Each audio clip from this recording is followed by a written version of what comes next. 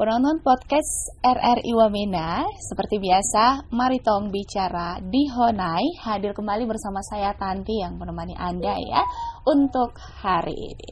Dan kali ini ada seorang narasumber yang pastinya akan sangat-sangat menginspirasi kita, anak Provinsi Papua Pegunungan, yang pastinya seluk-beluknya latar belakangnya tidak seperti yang kita bayangkan, namun sampai sekarang hingga saat ini mempunyai masa depan yang cerah. Siapakah dia? Asik. Hai Kakak Yomi. Ya, hai juga Adik Tanti. Kakak Yomi ya. Gogo ya. Kakak Yomi, kabarnya bagaimana nih? Puji Tuhan, sehat. Luar biasa ya. Amin. Sampai sekarang aman-aman saja. Puji Tuhan, baik. Baik ya. Terima kasih. Baik, Kak Yomi. Ini boleh dijelaskan dulu biodatanya kakak, latar belakangnya kakak dari mana dulu nih? Sebelum saya jelaskan kalau kakak ini adalah anggota DPRK Wijaya, anggota Komisi B, Badan Anggaran dan juga Badan Peraturan Daerah. Silakan. Baik, terima kasih Mbak Tanti dan teman-teman media. Saya sangat berterima kasih hari ini bisa diundang untuk berbicara di podcast ya. Mbak Tati ini bukan orang baru untuk saya. Beliau ini sudah sejak saya sebenarnya itu usia 9 tahun itu sudah di jalan. Ya. 9 tahun itu sudah Aibon, pengisap Aibon, terus mabuk, pokoknya hidup sering curi juga, ya. Sering curi juga. Kita tahu dari ya. Terus nakal juga, ya. Berjudi, pokoknya kacau, merokok, pinang, semua dulu. Ya. Tapi dulunya kami setiap teman-teman yang hidup di jalan dulu itu tidak bisa bersatu. Macam Sinakma tidak bisa turun ke Jalan Irian, terus dari Tolikara, Tolmis dulu ya tol Balkot, Balkot, yeah. Tidak bisa naik ke ini. Kadang kalau kami ketemu di acara goyang malam, sering berantem. Iya. Berantem. Berarti punya wilayah masing-masing. Jadi itu dulu sering begitu berantem antar kelompok ketemu, tapi kakak tidak pernah putus sekolah. Walaupun hidup di situ tidak pernah berhenti sekolah. Iya. Walaupun masih nakal, sering di jalan, tapi sekolah itu tidak pernah. Jalan terus. Walaupun di sekolah kadang saya pendiam, duduk di ujung. Duduk di ujung. Pasif. Kalau di sekolah saya pasif, tapi kalau di luar saya jadi ketua geng. Iya. Jadi ketua geng anak jalanan.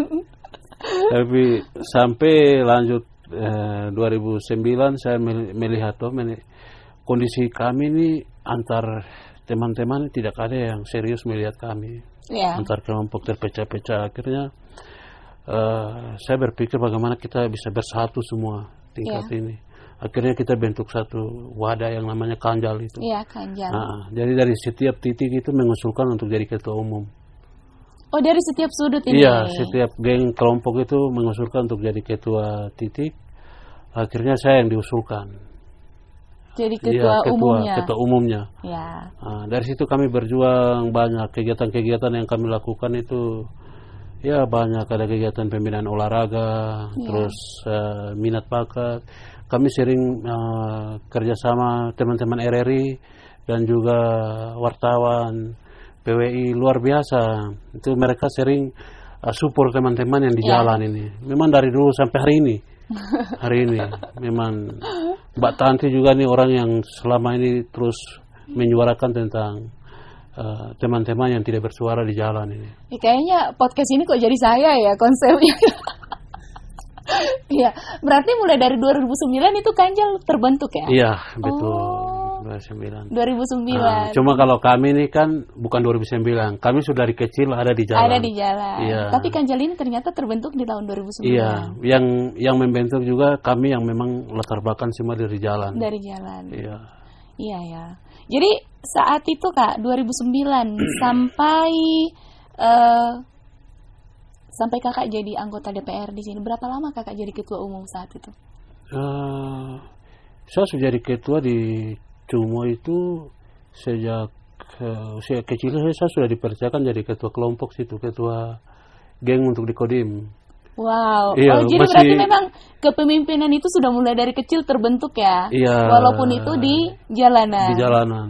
Saya waktu itu sudah memang dipercayakan jadi ketua kelompok di situ. Di situ. Iya, di jalur Cumo cuci mobil itu. Memang saya sudah dipercayakan di situ waktu itu. Tapi kan kalau ada kegiatan-kegiatan begitu, kalau ada tim ataupun kelompok begitu, berarti kalau ada masalah, kalau ada hal apapun, berarti Kak Yomi yang menyelesaikan. Iya deh, itu kadang orang mabuk dalam situasi minum, mabuk, jadi itu kakak turun.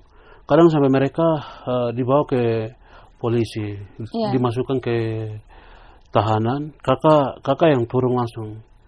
Karena saya sebagai ketua, jadi dia mau dari sudut mana yang kasus mabuk, kasus pencurian, mabuk pun tuh kakak langsung negosiasi, minta tolong. Saya jadi jaminan ke Polres, ke Kapolres, minta tolong Bapak, saya jadi jaminan, saya akan bina mereka, kasih kesempatan untuk saya bina mereka. Memang mereka belum SDM mereka rendah, jadi tolong berikan saya kesempatan untuk bina mereka, jangan proses langsung ke lembaga. Selalu begitu. Saya selalu begitu. Jadi polisi-polisi kadang lihat saya dong bosan juga. Saya selalu jadi jaminan terus. Jaminan terus. Padahal yang lain selalu berulah terus. Berulah terus. Jadi dari satu kelompok ada yang masuk, kakak yang jadi ini terus. Itulah kerjanya kakak tiap hari ya. Tiap hari. Saya tiap hari. Kadang malam sudah tidur, jam 1 malam jam 2 dapat telepon. Itu ada ketua Jalan Irian yang sekarang jadi ketua lintas batas ini. Iya. Dia ada di sel itu. Baru datang lagi jam 1 malam. Jam 1 malam. Saya bosan. Untuk dia tuh saya paling bosan karena dia sudah berapa kali dapat tangkap terus. Ya. Ketua lintas batas. Tapi hari ini dia sudah sadar betul. Hari ini sekarang dia jadi ketua lintas batas. Ketua lintas batas. Kalau untuk dia tuh sudah berapa kali Kak keluarkan dia dari sel terus. Saya jadi jaminan terus.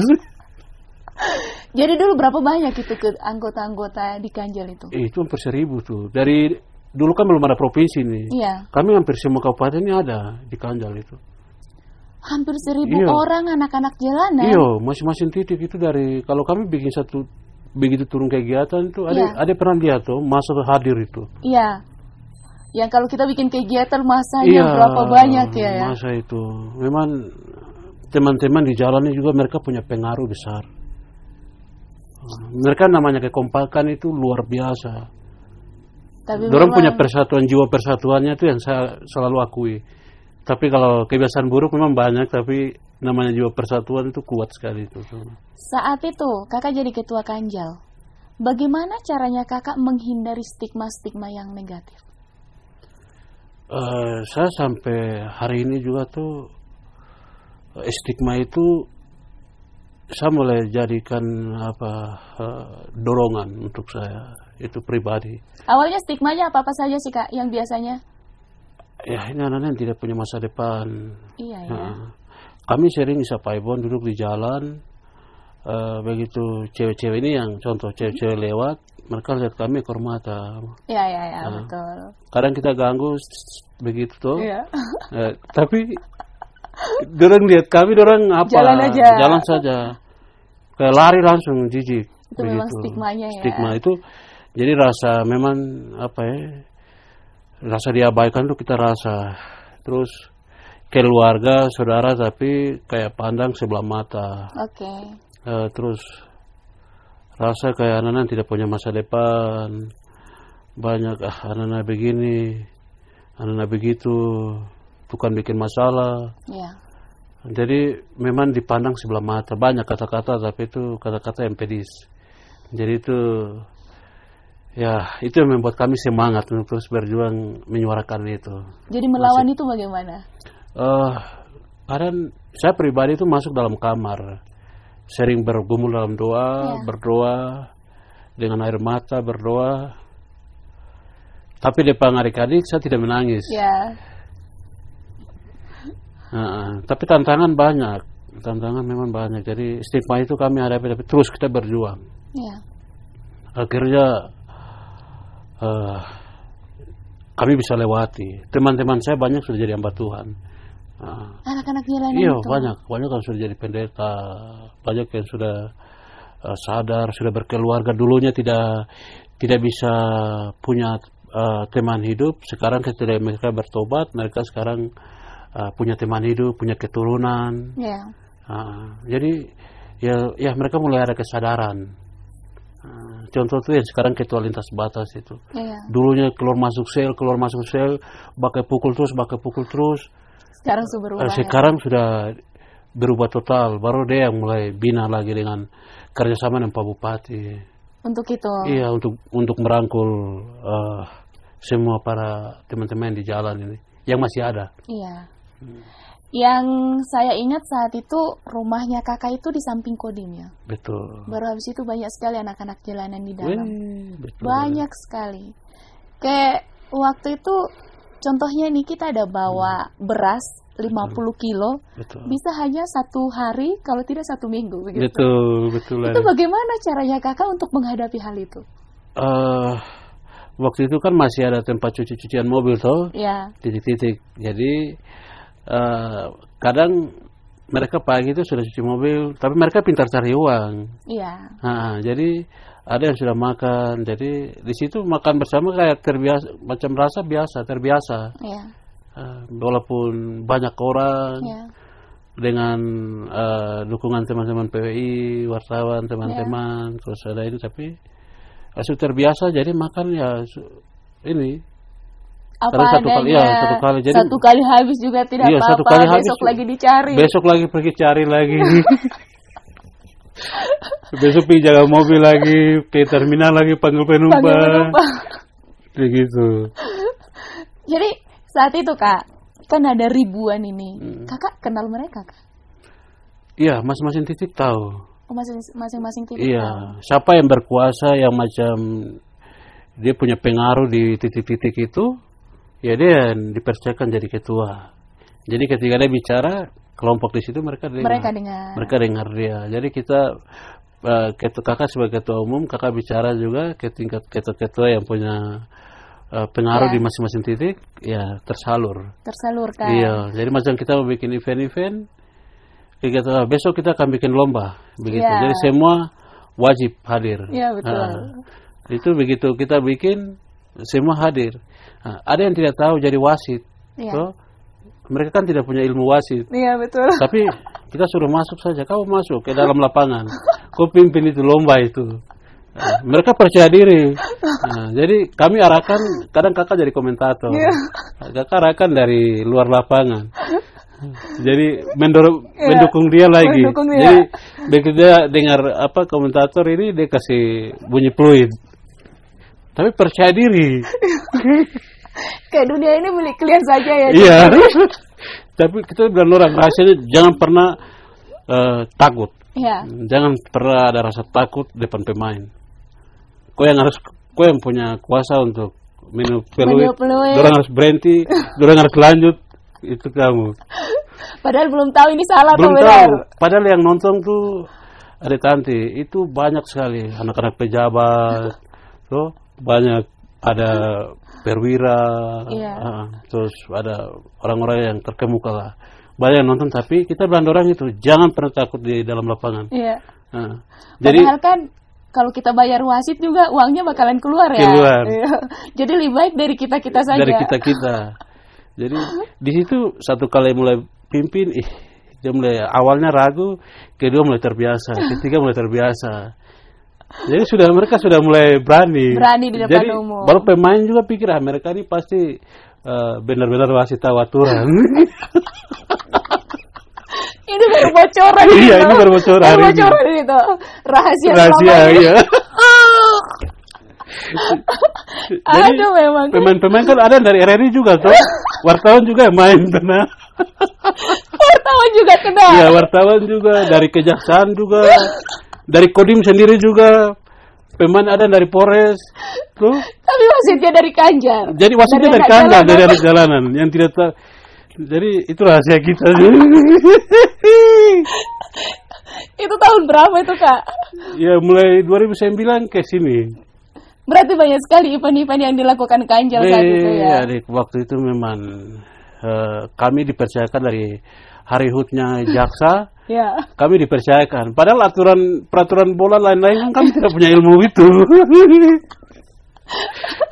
Memang seru Terus, ya saat iya. itu ya. Baru hari hutnya pengadilan, Iya. kami diberi kepercayaan juga. Jambi Lali juga. Iya. Terus hari hutnya Kodim, kami diberi kepercayaan Diberi juga. kepercayaan Hari juga. hutnya Polres, kami diberi kepercayaan juga. Terus hari hutnya Pemda, 17-an, kami diberi kepercayaan juga, deh. Tapi itu semuanya salah ya, rahasia gitu. Rahasia. Adik-adik itu tidak tahu aturan. Tapi luar biasa, mereka percaya diri Percaya itu. diri ya. Karena kita support dari luar lapangan tuh ada komentator, jadi Jadi Kak Yomi lah ini yang ngarahkan mereka semua. memang luar biasa deh sungguh. Iya. Tapi dampaknya luar biasa. Iya. Mereka yang dulunya kan banyak juga, adik-adik juga banyak yang pandang mereka sebelah mata. Setelah mereka masuk yang pimpin wasit, Iya betul. wibawa mereka naik. Jadi orang dulunya panggil orang Aibon begitu tuh. Iya, Tapi betul. ketika mereka lihat anak yang di jalan yang pimpin wasit, Wasit. langsung orang panggil abang. Jadi mereka rasa dihargai. Iya. Berarti Jadi- memang dari situ awalnya perubahan Iya, semua sifat perubahan. mereka ya. Jadi mereka merasa dihargai. Yang jadi kabut saja di pinggir jalan angkat ini rasa dihargai. Iya.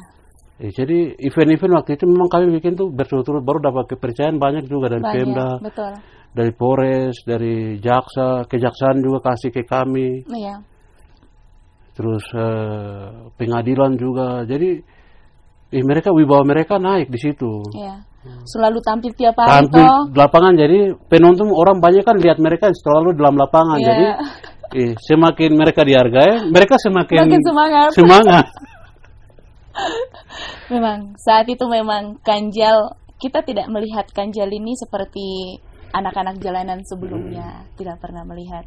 Jadi kita berpikir kalau anak-anak ini memang benar-benar harus diayomi, Betul. mengayomi. Baru saat waktu kakak jadi ketua, mereka juga mendengar, dan saat itu juga Kota Wamena dari anak-anak jalanan bisa teratasi saat itu memang. Betul.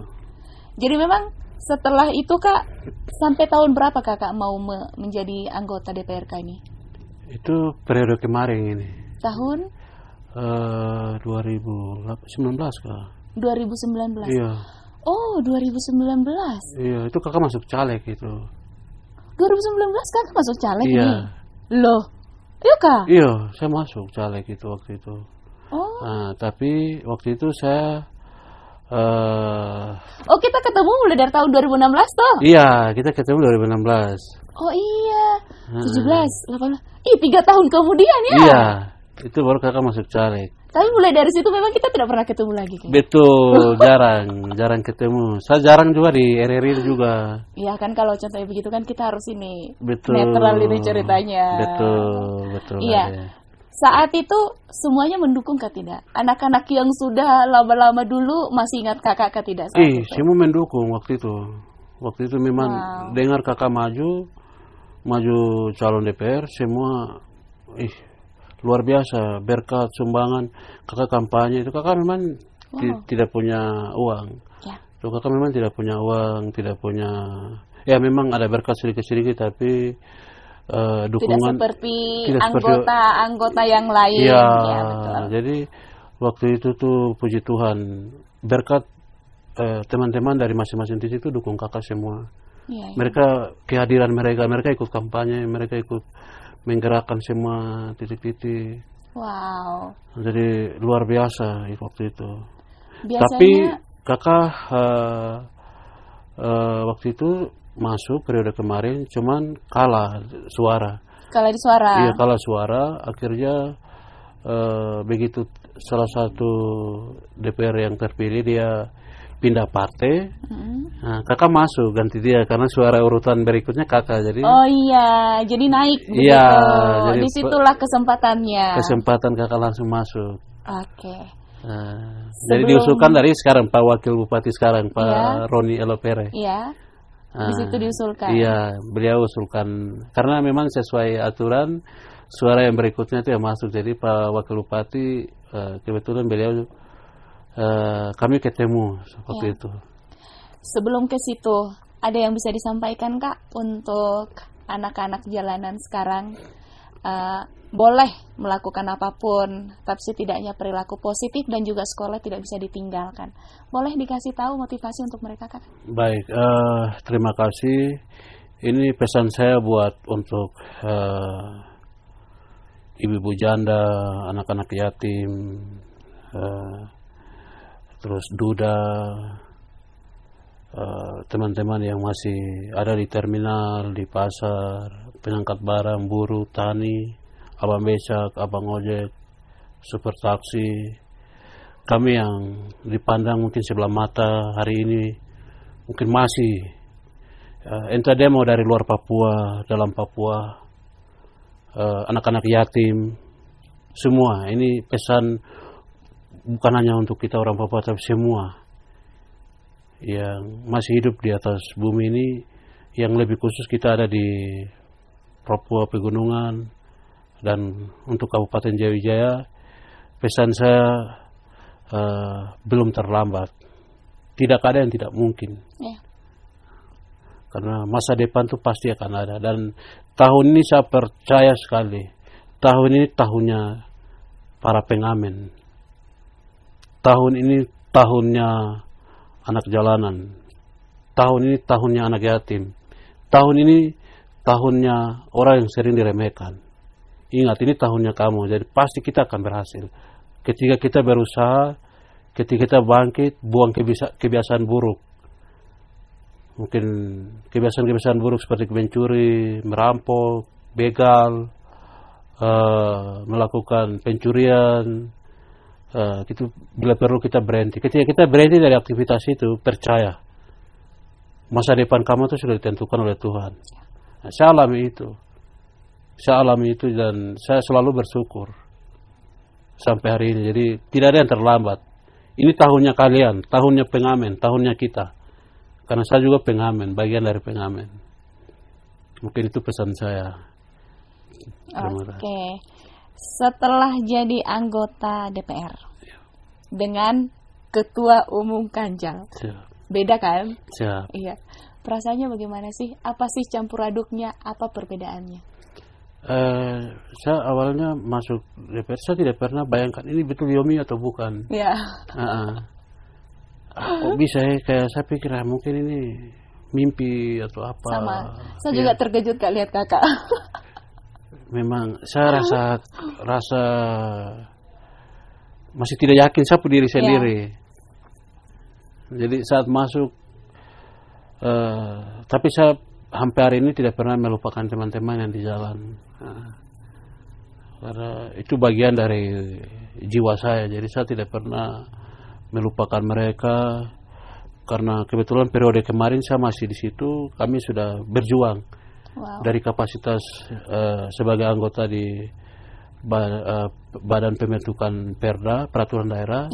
Mereka sudah berjuang untuk membuat peraturan perda tentang anak jalanan. Sudah. Dan itu sudah periode kemarin. Dan sekarang juga terus masih berjuang untuk teman-teman di terminal. Sampai sekarang? Iya, sampai sekarang tentang perda. Terus pelarangan miras. Itu saya bersama teman-teman DPR, kami sedang berjuang itu juga. Berarti perbedaannya hanya naik level aja ya Kak ya? Siap. Tapi kalau kerjanya tetap ya Kak ya? Iya, sesuai dengan kapasitas. Iya. Dulu kan ketua Kanjal, jadi yang mereka yang diarahkan anak-anak jalanan ini. Jadi naik walaupun jadi ketua DPR, anggota DPR, tetap juga mereka yang difokuskan. Betul. Untuk kebijakan, program. Lebih menyuarakan ke mereka. Boleh disampaikan kepada mereka ucapan terima kasih Kak, silakan. Iya, saya sampaikan terima kasih buat doa-doa teman-teman pengamen, termasuk saya juga bagian dari pengamen. saya sampaikan terima kasih untuk dukungan kalian. Terus ingat, jangan pernah melupakan dan melupakan sesama kami. Ingat, tetap bersatu, tetap bersatu. Jangan menolak sesama pengamen. Kamu dari timur, barat, utara, selatan, dari beberapa kabupaten, buang perbedaan. Kamu dari luar Papua, buang perbedaan. Kita semua saudara. Jaga persatuan, jaga persaudaraan, jaga itu semua. Ketika kita dorong persaudaraan di antara kami semua, saya percaya pasti hidup kita akan diberkati. Bukan diberkati, bukan berarti harus punya jabatan besar, tidak. Walaupun kita bisa hidup bahagia dengan istri, anak-anak atau suami, itu sudah, ketika kita bisa berubah dengan rasa syukur, itu sudah berkat arti kehidupan. Bagi saya seperti itu. Tapi tetap mengandalkan Tuhan mulai dari dulu, saya lihat kakak. Siap. Karena waktu di zaman Kanjal dulu, kakak sering melakukan KKR. Betul. Dari setiap daerah. Bahkan saat itu pernah ke Kimbim tuh bikin KKR tuh. Iya, betul. Ya memang. Betul. Saat kakak jadi ketua Kanjal, memang kita tahu situasi Kota Wamena, apapun yang terjadi selalu mengeluh ke kakak ya saat itu ya. Betul. Tapi ada loh pengalaman kak, yang saya ingat waktu itu waktu kita ada kegiatan di Ukumerek Aso. Iya, betul. Yang waktu siapa yang datang itu artisnya ya kak ya?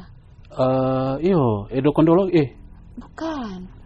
Eko Show kah? Iya, Eko Show, betul. Iya, Eko Show ya, bintang tamu. Iya, bintang tamunya Eko Show waktu itu ya. Luar biasa itu, kita datangkan dia itu. Iya, jadi saat itu, pas saat Eko Show datang ke Wamena, kakak inilah yang jadi ketuanya saat itu ya. Iya, benar. Iya, ketuanya untuk membuat event itu. Baru saat itu saya yang jadi MC-nya. Iya. Dengan ada satu adik siapa tuh ya? Ronald. Iya. Kemarin dia kasus ganja, tapi dia sudah bertobat. Iya, sekarang dia sudah bertobat itu. Ya. Jadi dulu saya MC-nya dengan Ronald ini. Baru saya tinggalkan HP-ku di belakang Honai ya waktu itu ya. Iya, betul. HP-ku di belakang Honai. Jadi saya MC dengan semuanya dengan Ronald ini. Ronald ini kan memang orangnya pendiam ya waktu itu. Pendiam. Tidak bisa bicara juga. Tidak bisa bicara juga. Iya. Tapi mau bagaimana ya, harus karena MC kan tidak ada uang untuk beli ya, untuk bayar mereka saat itu. Jadi Eko Show saat itu jadi tamu. Baru saya tinggalkan HP-ku, dia begini dicuri.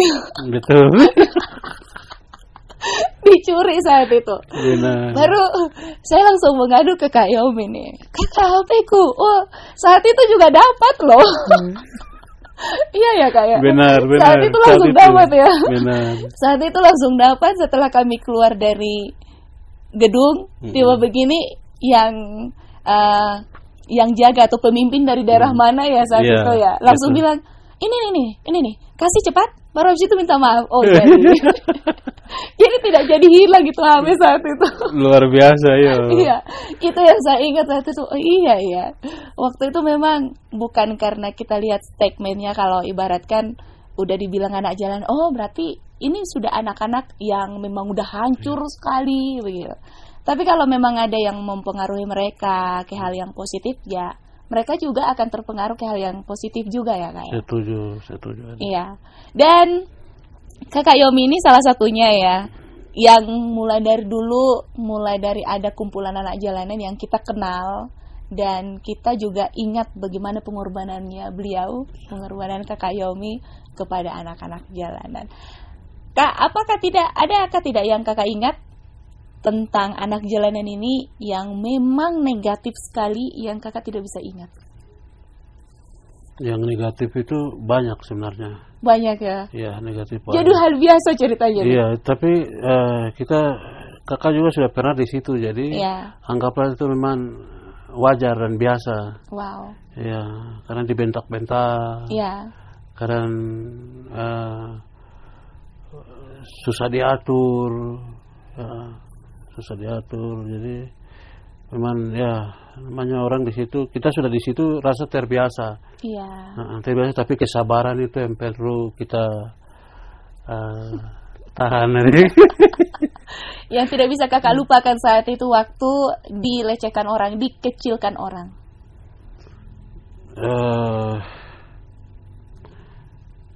Itu ya masalah memakan saja. Masa? Iya.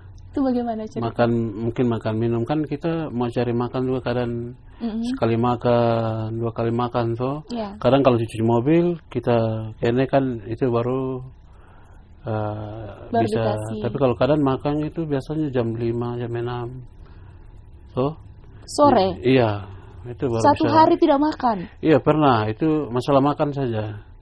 Oh. Jadi itu yang biasa ini, tapi kalau kejadian-kejadian yang tidak saya lupa, mungkin bertengkar, pakai pukul, itu sudah pernah, sudah lalu semua. Hal positif yang menurut kakak kalau memang kita mau memberikan sesuatu kepada anak-anak jalanan ini, apa sih yang seharusnya masyarakat lakukan kepada mereka?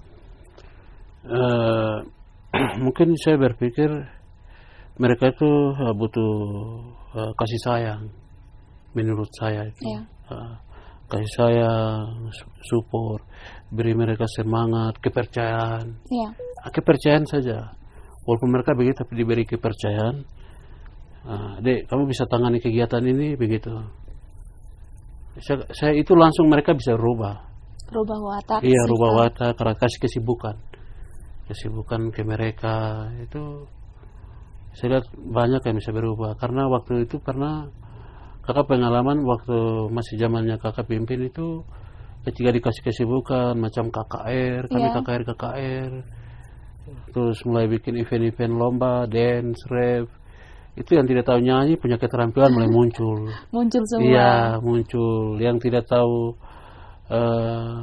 apa-apa semua mulai bisa. Yang tidak tahu wasit yang dulunya, dia sudah mulai terbiasa. Yang tidak tahu dewan juri. Ya. Nah, dewan juri. Jadi dewan juri. Ya, jadi fashion show dewan juri. Mereka yang dulunya tidak tahu, begitu kita kasih formatnya, sama mungkin yang ada seniornya, ada Abang Nabas. Ya, Abang Nabas, ya, dipandu oleh beliau. Teman-teman yang lain kan masih dalam keadaan mabuk baru jadi juri itu. Ya. Tapi lama-lama mereka sudah mulai terbiasa, jadi itu kesadaran mulai ada. Jadi mereka hanya butuh tuh diberi kesempatan, kepercayaan. Berikan mereka kesibukan. Itu saya percaya mereka akan berubah. Macam ada kegiatan rohani, kasih kesempatan. Waktu kakak dan pimpin, teman-teman yang dulu masih mabuk minum, kita kasih orang kesempatan untuk tampil. Wow. Iya, kalau di gereja kan jarang orang masih mabuk mau kasih mereka pegang mimbar kan tidak bisa. Tidak mungkin. Ya. Nah, kalau di gereja jarang itu. Betul. Oke. Untuk masyarakat. Sekarang kan anak-anak jalanan juga masih ada nih, anak-anak jalanan. Jadi seharusnya masyarakat kita ini kalau ketemu mereka, apa yang harus kita hilangkan dari stigma itu supaya mereka merasa kalau oh ternyata saya ini masih dihargai di dunia ini begitu. Ya terima kasih Mbak Tanti. Stigma yang ini sampai hari ini adik tadi saya lupa. Saya masih menghargai ada beberapa toko-toko seperti toko anak jalanan maksud saya. Pembina ini ada Pak. Sekarang lintas batas itu Soleh tadi. Soleh, terus Kakak Neri, Kakak Aki Logo, Neri Payage. Pendeta Neri Payage, Pak. Masih jadi pendeta? Iya. Terus beliau memang pendeta. Terus Pak Aki Logo, Enius Wanimbo, Kakak Ishak Wandikbo. Oh iya. Ishak Wandikbo, terus ada beberapa hamba Tuhan yang pernah masih sampai hari ini mereka masih menyuarakan tentang teman-teman di jalan ini. Saya sangat hargai mereka itu tokoh-tokoh anak jalanan. Jadi sebenarnya masalah anak jalanan ini bukan hanya tanggung jawab itu yang tadi saya sebutkan itu, tapi ini tanggung jawab bersama. Gereja, PGJ, FKUB, mungkin Muslim, Hindu, Buddha, mungkin semua kalangan tanggung jawab bersama. Ini menjadi tanggung jawab bersama pemerintah. Tapi sekarang saya sangat berterima kasih ke Pak Bupati dan Wakil Bupati. Hari ini mereka punya program luar biasa. Visi misi mereka ada satu poin itu yang mengatakan tentang untuk melihat tentang Aibon itu, anak jalanan. Ini saya sangat menghargai itu. Jadi sebagai anggota DPR itu saya apresiasi juga kepada Bupati dan Wakil Bupati, pemerintah daerah yang saat ini punya visi yang bagus untuk melihat anak-anak di jalan. Jadi itu saya sekaligus beri apresiasi untuk Pak Bupati dan Wakil Bupati itu.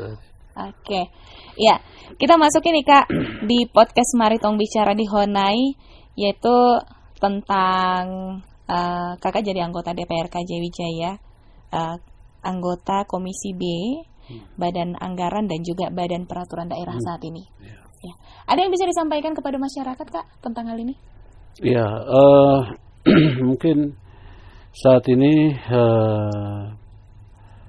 kami dari Komisi B sebagai anggota Komisi B, saya berharap untuk semua kegiatan-kegiatan wira swasta, lembaga BUMN yang ada di Jayawijaya ini bisa melibatkan semua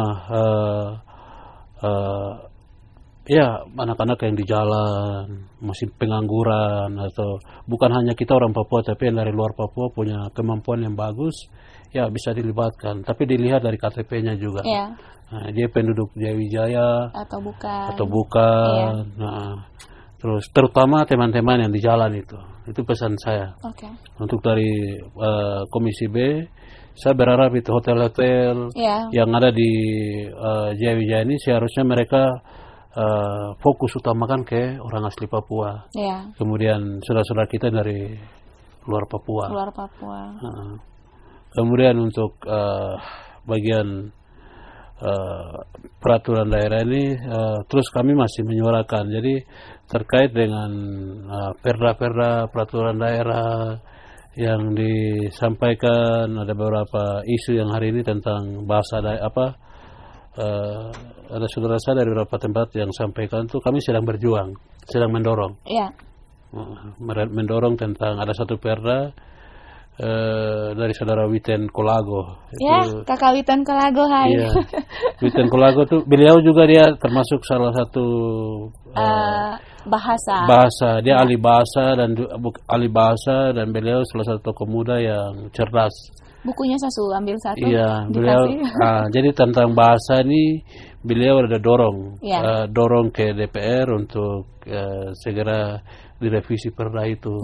Jadi itu kami sampaikan terima kasih. Kami tidak tinggal diam DPR untuk soal di perda yang sedang ramai juga di grup-grup itu. Sebagai anggota Bapim Perda, kami sudah tangkapi soal itu. Jadi doakan kami untuk itu. Ya sebelum kita tutup podcast ini, Mari Tong Bicara di Honai, ada yang bisa Kakak sampaikan? Baik, untuk kepada masyarakat untuk 40 distrik, 328 kampung, saya berpesan untuk tetap kami fokus ke kebun.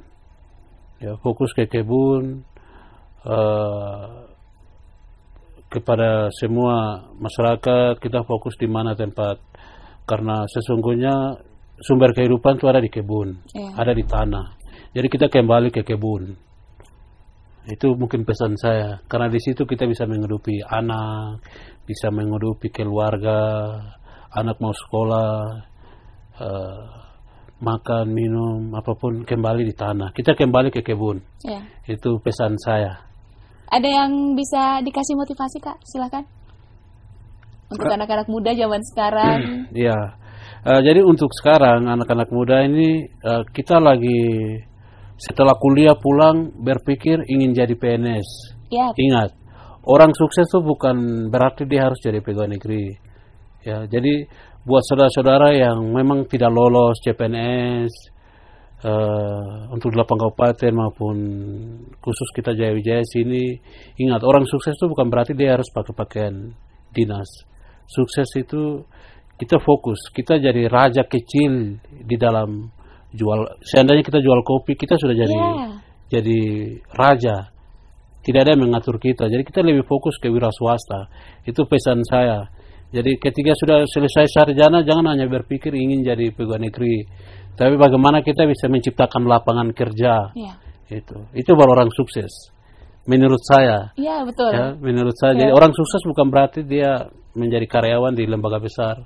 Tapi dia menjadi tuan di lembaga kecil, usaha kecil. Karena dia akan jadi bosnya. Dia akan jadi bos, tidak ada yang mengatur dia. Tidak ada yang mengatur dia. Kalau jadi PNS kan tetap ada yang mengatur Ada yang mengatur. Jadi lebih bagus kita jadi wira swasta, jual kopi, bakar jagung, atau mungkin jual apa saja, hasil bumi. Itu. Jadi ya buka lapangan kerja di situ. Itu buat teman-teman yang tidak lolos CPNS, tapi yang sudah lolos selamat bekerja. Ya. Selamat bekerja, terus kita selamat menghidupi keluarga, orang tua, suami, istri, anak-anak. Saya sampaikan selamat. Berikan yang terbaik pastinya untuk keluarga. Selamat untuk Anda semua. Wah. Kakak Yomi Kogoya, terima kasih banyak. Terima kasih banyak.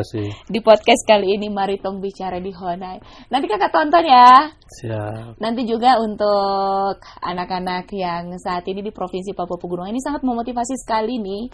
Kakak Yomi Kogoya ini salah satu ataupun inspiratif juga buat saya, dan pasti untuk yang menonton ini juga pasti sangat menginspirasi apa kehidupan dari Kakak Yomi mulai dari dulu hingga sekarang. Dan selamat menonton. Akhirnya saya Tanti pamit undur diri. Bye. Wah. Shalom. Terima kasih banyak. Adik Tanti. Wah.